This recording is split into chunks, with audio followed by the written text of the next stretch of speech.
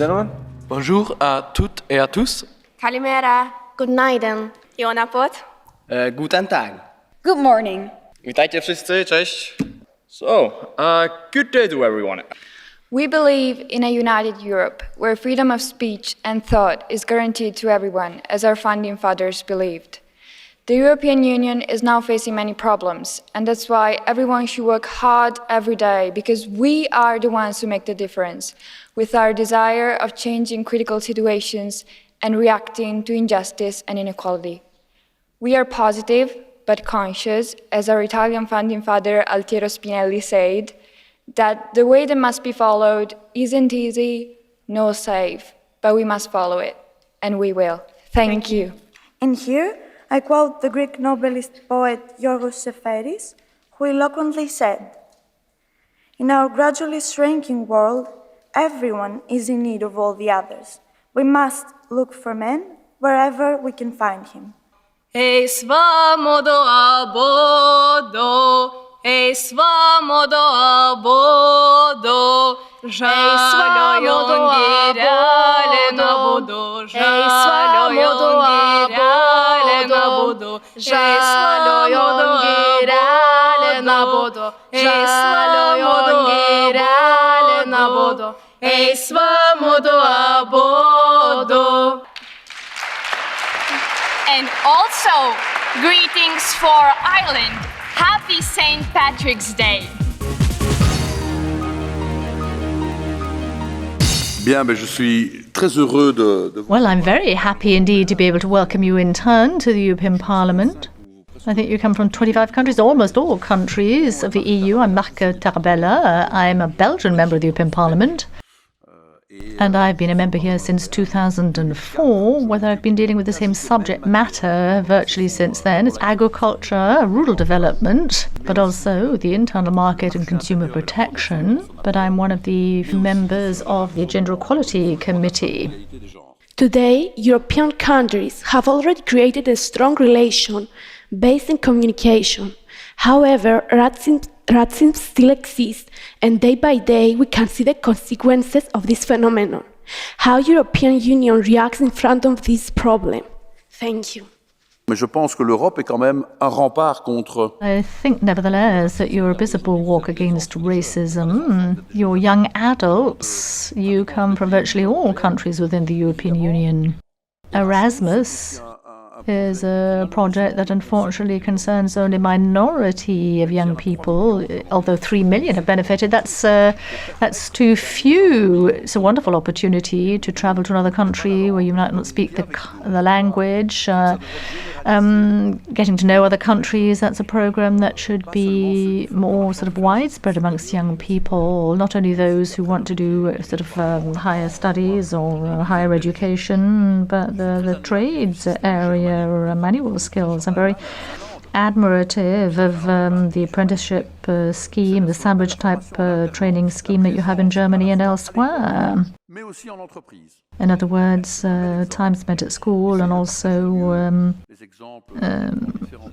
in industry, and I think the Erasmus program should be extended to such young people also. I think all this, the Erasmus program and others, will help us build more tolerant societies. I'm a mayor of a small municipality, Antibes, in the province of Liège in Belgium. And when refugees have come knocking on our door, rather than having them gathering in one particular area, forming a ghetto, I think that's bad in terms of integration. Very often the local population, then their hackles go up and they're very afraid. But I think if you have small numbers arriving in municipalities such as my own, when refugee children go to school and the sort of mother and father attempt to make themselves understood, the children very often learn the language of the host country very quickly. I think there's obvious direct communication with the children involved. And my own children have said, well, Dad, you can't imagine what they've had to experience in order to arrive in our small municipality in Liège. And I think it's important to understand the reality of these people. It's not our own reality, but the reality of those who are fleeing war. And I think this kind of thing will certainly help us to sort of parry racism in the future. Given the financial crisis, which was born by the worldwide crisis of capitalism, and which affects all the countries and especially some European countries, do you think that European Union policy is the right one, or EU should change orientation and pursuits? Thank you. Si je le dis moi, on n'est pas obligé de me croire. Now, if you believe me, and you're not forced to believe me, but when you have economists who advocated this form of austerity, who are saying, well, we need to find a way out of the crisis and we have to rein in public spending to do that. Now, honest intellectuals now would say that they were mistaken in that view, those who advocated such a policy.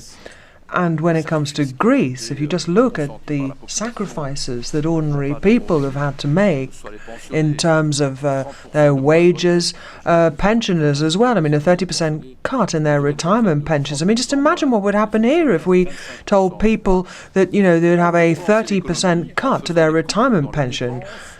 How are you going to cut spending in a country where people already have nothing? Because anything they earn, they recirculate back into the economy simply to get by. And that is why I think that this has been an extremely counterproductive policy, and people have realized that too late in the day. Now, Greece, of course, has had to make huge efforts. What you often see in Greece is that construction projects are not completed. The reason is that if they leave the top floors, for example, then they don't pay taxes on the building. So you might have people living up until the 5th floor, but you have the 6th floor still under construction, and that way you don't pay the taxes. So that's one thing. I know that the subject of the Greek Orthodox Church is taboo. It doesn't pay any taxes, whereas in actual fact it is very wealthy. So I know that the country itself also has to make certain efforts. And I think we've got to make taxes more popular in all our countries, because taxes are nothing bad. It's just that you've got to have taxes at a level that the people can tolerate and can bear, because taxes are there to pay for, free education, for, the fire service, for the police forces, for nurses and for doctors. I mean, in many countries we still have public health systems, national health systems. So if you want to be able to go to a doctor and be treated without it costing too much, then you can only do that if people pay their taxes. And if taxes don't come in to the treasury, then those taxes cannot be redistributed to the population in terms of their rights. How can the economy of Europe rehabilitate as for distributing the funds in such manner that we can reconstruct our reinforcement and defense, not only for the purpose of protection from the external threats, but for the protection of the social, economic equality and rights of every EU member state? Thank you. Today, we live in a society that's increasingly unjust or unfair. We have a minority that's getting richer and richer. You can see more Porsches and Ferraris in Europe today than you did 15 years ago. But the middle classes, there's some are extremely rich and some becoming increasingly impoverished. So it is a problem. It's not a desirable thing for the economy. So I think we are going to have to get the balance better when it comes to joining in the fruits of the economy and sharing the fruits of the economy more equitably. I think that would be one way of further developing economic activity. So that's the other aspect. And then what we need to do, I think, is increase incomes in countries where they're too low. There are too many differences, or there's too much of a disparity from one European country to another. As you know, there's the Posting of Workers Directive, whereby workers from one country could go and work in another. I think the directive was a good thing because it has meant that workers can be more mobile. In some countries, there are shortages in some areas, some sectors. You can't find people to work. My family came from Tuscany in the 50s, working in stone quarries, like a lot of Italians, Portuguese, Spaniards, Moroccans who came along to Belgium to work in the mines. It's true in France, Germany and elsewhere. But at the time when they arrived, they had a sort of a salary, but they paid their national insurance contributions, taxes in the countries where they're working. Today, that's no longer the case, and I think the Posting of Workers Directive is abused as a system by big companies in some areas, such as road haulage, for example. In my own country, there's nobody who can get a job as a driver, a lorry driver in the road haulage sector. Why? Because the salary is the level of Lithuania, Slovakia. Because companies have relocated to those countries. Now, lorry drivers are mobile by definition. And the salaries on offer are salaries you can't live on in Belgium. So I think that's got to be taken into account too. I think at some point in time we have to ensure that in the construction area, transport or caring professions, that people who come to work in Brussels have Belgian salaries, but they pay the national insurance contributions and taxes in Belgium, so that people can participate in the economy and do their bit. Now today,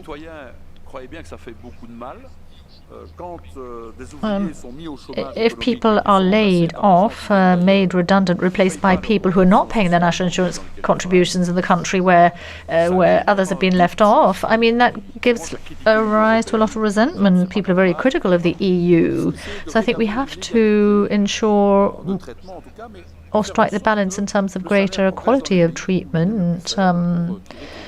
I think it's one of the major challenges that we have to address today. A program such as Euroscola, this is, I think, the kind of initiative that we should be promoting more, allocating a higher budget. You've been selected in each of your countries, but possibly the 10, 20, 50 other schools who alongside you would like to have come along. So you've won your competitions, and they're worthy winners, I'm sure, but in your age range, or earlier, I mean, younger or older too, it would be nice to be able to reach out to a greater number of schools. It's an opportunity for exchanging cultures, languages. I mean, we didn't have the opportunities that you do now, we who emerged after the Second World War, to share European ideas. And so let's hope that we'll, through you, have a second wind, as it were. And through you and your contribution, let us hope that you can contribute to greater tolerance, acceptance of others. Young Europeans grow up in diversity, so the future is in your hands. Well done, Euroscola. I've been delighted to be with you all morning, and also thank you very much indeed, and thank you also to your teachers who are accompanying you this morning and throughout the day.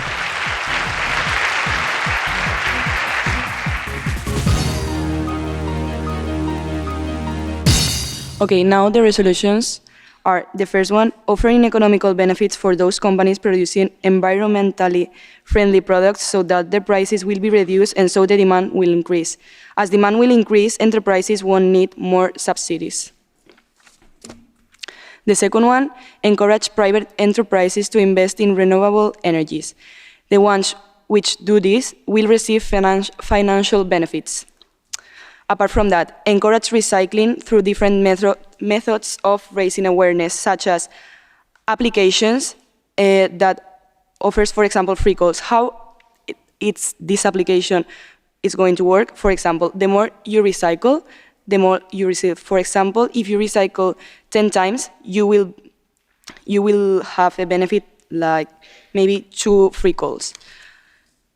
Concerning education, we will motivate the schools to create new projects about recycling and environmentally friendly products. That's for kids. And we are going to create a we want to create a recycling fashion. And our last resolution is that we have to concern adults, and we will raise their awareness by exploring new ways of renewable energies. That means that we will invest in new projects that will be financed by the European Union, such as a smart grid that is financed nowadays by the European Union. That's it. We mostly discussed about the importance of such fundamental rights as freedom of expression. We all agreed that our behaviors should not restrict the freedom of others, and that you should not change other people's opinion, but how they express their opinions. In fact, we all agreed that there should be a line between expressing your opinion and violence. So, and then we discussed about human rights and security, which was a very controversial and difficult topic to discuss about. We all agreed that we need to find a balance between security and freedom, but we can't actually say which is the proper time to restrict and the proper circumstances to restrict human rights, because human rights are at the basis of everything we believe in, and so that's our proposals. I will ask you how you will comment the sentence that says, if you decrease humans' freedom for some security, he do not deserve both. Thank you. The two things need to live with each other. It's actually very difficult to decide if it's more important to have an increased security or to have human rights. It's a very important topic, and we couldn't actually come up to a conclusion.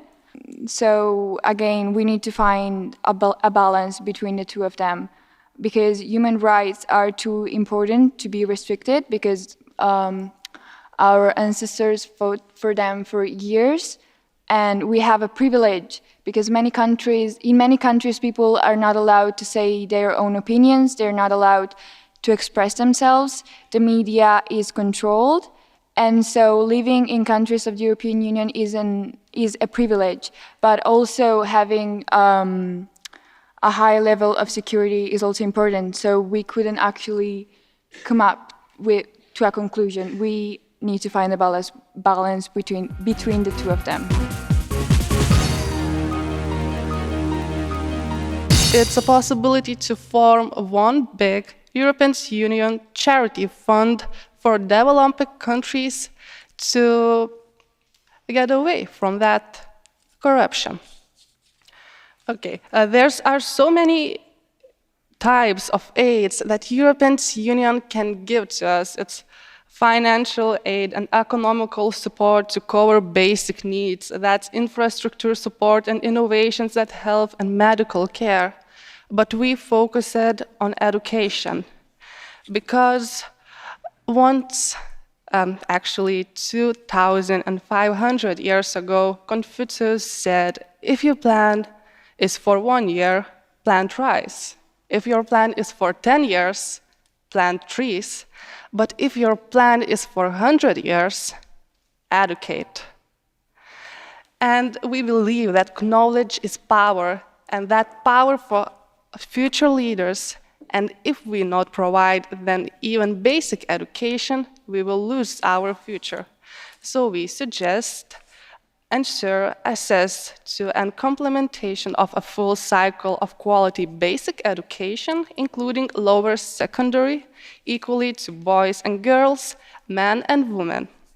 We also believe that we should invest in modern technological tools for education, like massive online internet courses. For example, of these courses would be Coursera, Khan Academy, TED.com, Udemy also, and another. So we believe that we should reach our future. And as I said in the beginning, solidarity is a basic European Union's value from its creation. So we have to keep giving. And if we use that possibility, we can make a better future for us, a better future for future generations, a better future for us all. Thank you. The future of Europe must be equal for everybody. Equality is an important aspect in Europe between every country. It doesn't mind if there's a richer country or a poorer country. We doesn't care about if it's large or small. And we don't mind if it's different ideologies or religions. We all own and respect and liberty to decide. So, how can we assure this? You have to take part in these solutions by fostering equality by laws of equality that assure same opportunities for everybody in Europe. We all want to have the same opportunities to study or to work or to develop ourselves. You said that we all have the opportunity to study. I agree, but this can be possible when every European country has its own educational system. So, don't you think that we should create a common educational system? In fact, that would be a good approach, but what I told is that equality depends on a good education, and if we have such thing, we all can share, we all can have the same opportunities. Europe can and may give some advices about how this could be made and have to help the European members and to assure a good education throughout all Europe. But we don't think a good approach would be to give them how to educate their citizens, because not all countries in Europe are the same, and their difference made it impossible to have the same approach to every country. Thank you.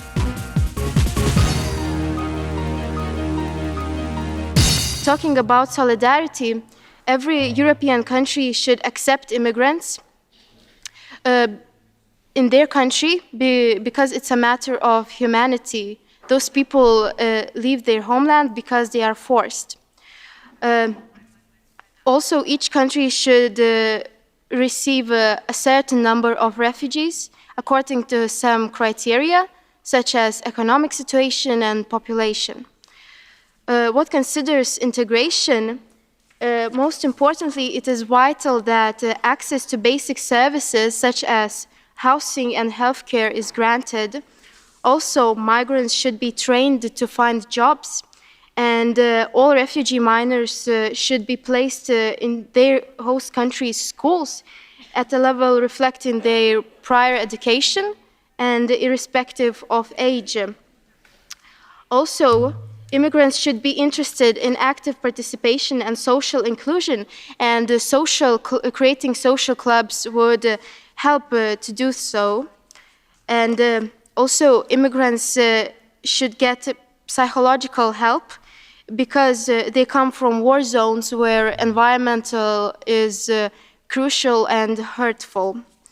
And we should all remember that if one day we would become refugees, we would want to be taken care of, and remember that we must stay human, and because there's women, children, and teenagers with the same dreams and goals that we have.